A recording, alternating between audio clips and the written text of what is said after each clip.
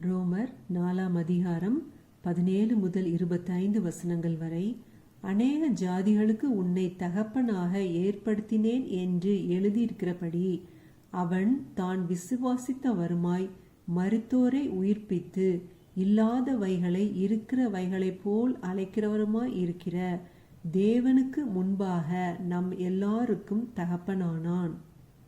உன் சந்ததி இவ்வளவா இருக்கும் என்று சொல்லப்பட்டபடியே தான் அநேக ஜாதிகளுக்கு தகப்பனாவதை நம்புகிறதற்கு ஏதுவில்லாதிருந்தும் அதை நம்பிக்கையோடே விசுவாசித்தான்.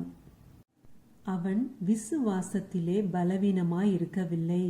அவன் ஏறக்குறைய 100 வயதுள்ளவனாய் இருக்கும் போது தன் சரீரம் செத்து போனதையும் சாராளுடைய கர்ப்பம் செத்து போனதையும் எண்ணாதிருந்தான்.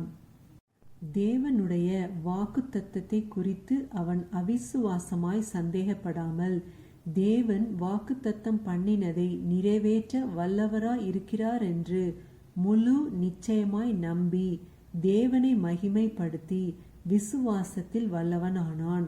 ஆகையால் அது அவனுக்கு நீதியாக எண்ணப்பட்டது.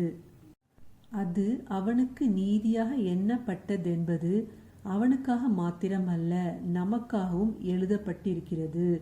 நம்முடைய கர்த்தராகிய இயேசுவை மரித்தோரிலிருந்து எழுப்பினவரை விசுவாசிக்கிற நமக்கும் அப்படியே எண்ணப்படும்.